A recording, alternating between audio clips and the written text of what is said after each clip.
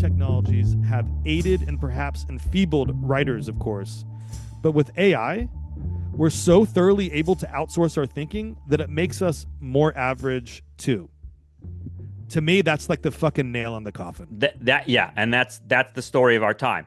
So great, it'll make us even fucking dumber. But like as you and I were talking about earlier about that book, The Mood Machine, about Spotify, and this is stuff we'll get into to bring it back to the plug on 120 months when we listen to actual albums on Spotify. The Spotify playlists, are a great demonstration of the idea that people are using this technology to avoid thinking.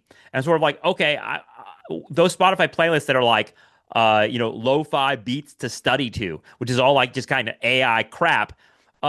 It's there in part because there is a demand to not think. Like there is a demand among people themselves to be like, I don't want to have to create my own playlist or find an album to listen to or like read a music magazine to figure out like what I'll develop a certain taste. Instead, just turn on the fucking Spotify playlist and let the algorithm do the thinking for me. That desire is there.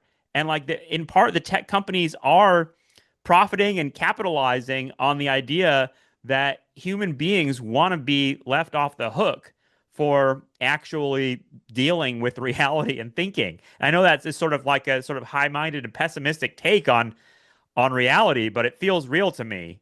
And it plays into a fucking deep, dark future of very fucking stupid people.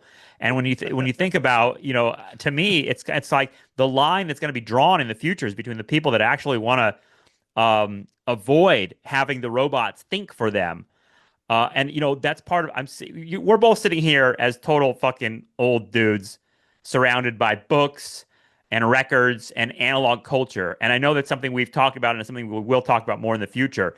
But that's part of what that's part of what this discourse is about, I think, is the idea that people are sensing either consciously or subconsciously that the human mind is being sort of left out of the equation of whatever the future economic and social and cultural reality we're building is. Like it goes back to that, Terence McKenna shit of like the machines are sort of writing us out of history. Like we don't need your mind anymore. And it's the idea that you just read of like people that are using ChatGPT and people that are using these sorts of technologies to write their papers are actually like causing atrophy in the physical structures of their brain and like destroying the connectivity and the ability of themselves to actually think is so fucking disturbing and real to me. Like in other words, the machine is sort of into the meat of our minds and rotting it out. And like that part of it is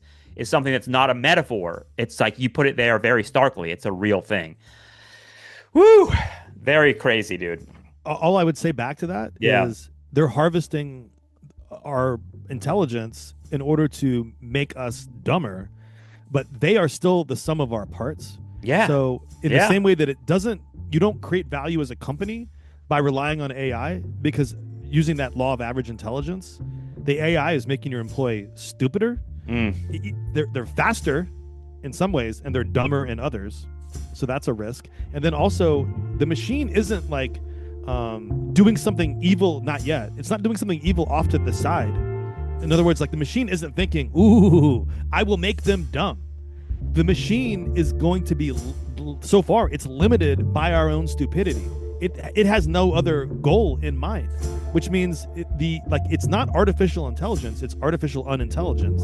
And it's not like in other words, if it makes us stupid, it makes itself stupid, because all it's doing is recycling very quickly the sum of all thoughts.